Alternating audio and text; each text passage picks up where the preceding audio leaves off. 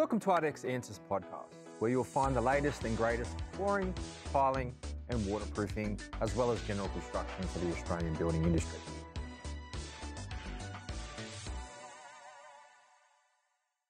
Welcome back to ARDEX Answers. I'm Monique Furnick and joining us is James Muir. Welcome back, James. Good to be here, Monique.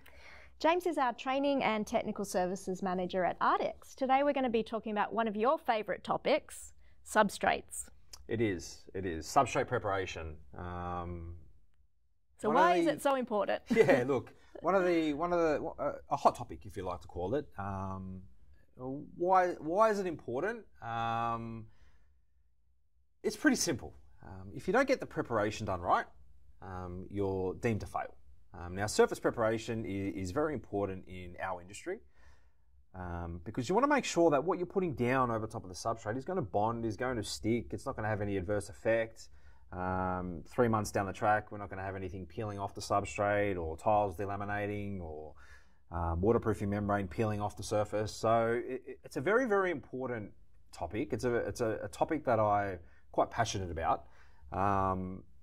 It's also the highest complaint, or the reasons we get failures and complaints in the ARDEX world is all around surface preparation, substrate preparation, not preparing that substrate correctly, whether it's concrete, whether it's a screed, whether it's a fibre cement, whether it's gyprock, is unfortunately causing issues in the construction world. So it's a very, very important topic.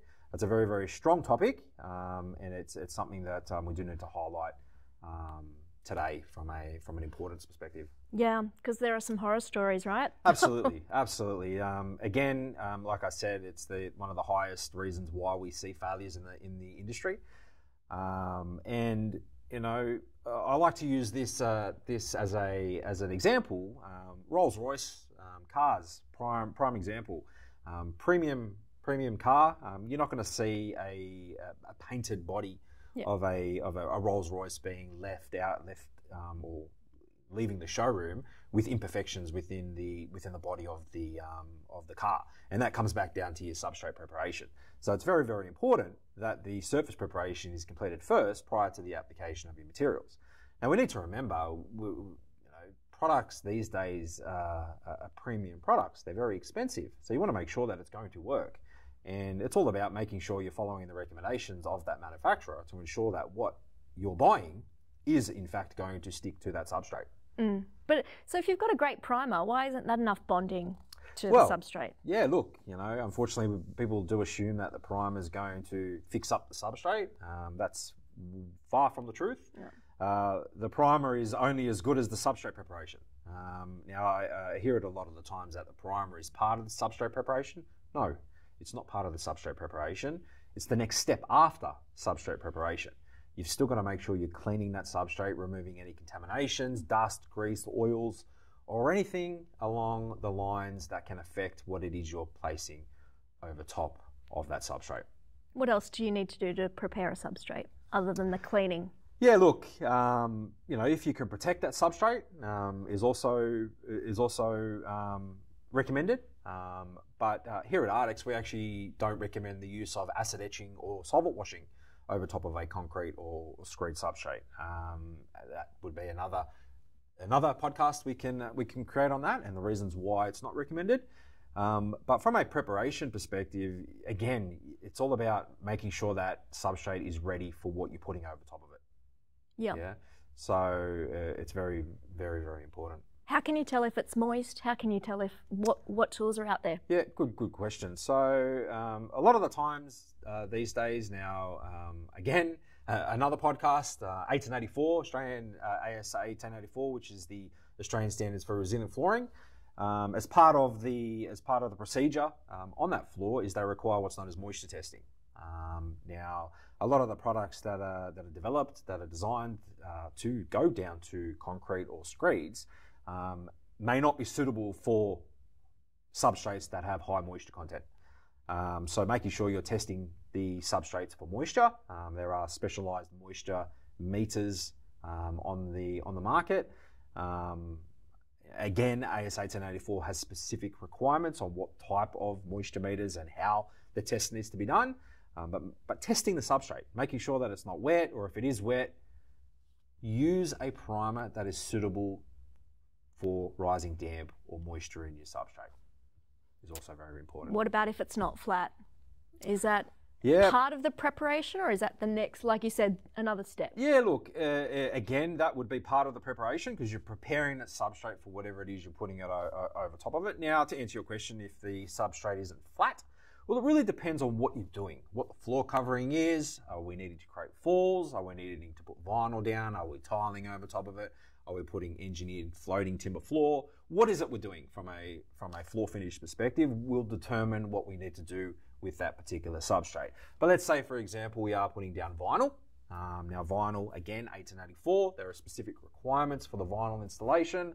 You may need to level, okay? So that's putting a leveling compound down. Now, unfortunately, the biggest complaints that we do see here at ARDEX is failing of leveling compounds. The leveling compounds themselves need a sound, solid, clean, free of contaminations for that leveling compound to bond to that concrete. And I can tell you now, if that surface preparation is not done and not done correctly, the leveling compound will pop, it will delaminate, it will crack, and therefore you're going to have to redo it. So you may as well get the preparation done right the first time to install the leveling compound. I always like to say you measure twice, cut once. Mm-hmm. So cannot stress the importance of surface preparation. So say an installer's come into a project and somebody else has prepared the substrate or got it to that point. What sorts of things can they look for to know it's ready for them? Yeah, look, again, depending on what they are doing over top, you've got laser levels, which can determine how level the concrete floor is. They can do their own testing. They may choose to do a moisture test because at the end of the day, the contractor that is pouring over top of the substrate, they accept that substrate. So from an installer's perspective or a contractor's perspective, always protect yourself. Even though someone else has come in and done the surface preparation, check it. Make sure it's up to standard. Make sure there's no contaminations. If you're happy with it and you've done your own testing, then you continue on. If you're not, make people aware. This substrate's not suitable. This substrate is not properly prepared. I'm not going to pour or I'm not going to install over top of this until it's been rectified. There are some mechanical methods, aren't there, in preparing substrates? What sort of equipment's out there? Yeah, look, obviously at the moment, mainly talking around the concrete substrate, which is typically the most common flooring type substrates. But there are grinders, there are scabblers, there are shot blasting, which can be done. But it also comes back down to the condition of the concrete, what type of concrete it is. Can we scabble it? Can we only need to grind it? But there's specific requirements. Again, I'm focusing around that 1884 because it's a very good explanation and a topic. They require specific CSP. So you're probably thinking to yourself, what's CSP mean? Concrete surface profile. So the concrete surface profile is the finish of that concrete, which will determine whether or not it's ready to handle whatever it is you're putting over top of it. So it ultimately comes back down to what are we putting over top of that particular substrate, which will determine which way we need to go from a mechanical means, whether it's grinding, scabbling, shot blasting perspective. What about repairs? Cracks and things? Yeah, absolutely, very common. Concrete is a structure. It's put on earth moves, we get movement. Cracking does occur, but there are also products out on the market that will fix cracks. Obviously, ARDEX have crack injection type materials. Depending on the type of crack, obviously if it's dormant or if it's moving, will determine which way we need to go. But we've also got repair mortars, so a lot of the times renos, they're coming in with jackhammers, they're ripping up tiles, ripping up screeds, they're damaging that concrete surface. Leveling compounds can fix that, but so can repair mortars. So we've got plenty of repair mortars in our range that will be able to fix up those concrete structures, ready for whatever it is that you're putting directly over top of the substrate. So it's not necessarily a bad thing if an installer comes in and the substrate's got all this crack repair everywhere. They can think that that's been dealt with as opposed to look, not necessarily. Think about it as extra dollars that they can charge the customer because these things need to happen. Unfortunately, we do see quite often, and we do get videos from out in the construction world where waterproofing membranes are installed over top of substrates that have divots, that have holes, that have all sorts of irregularities in the substrate, and it's not a recommendation. You can't just put a waterproofing membrane over those types of substrates. Back to the podcast that I talked about, the brickwork, where you've got your concave in the mortar joints, you've got more membrane on the surface, less membrane on the surface and more membrane down in your divots and your holes. Again, it's that shrinkage, it's that drying time, it's going to dry at different stages, and there's a potential that that membrane will either crack, pinhole, or get damaged. Okay, and then you're running adhesive over top of that from a tiling perspective, and you're going to be using more tile adhesive in those divots, less on the surface to try and get it nice and level.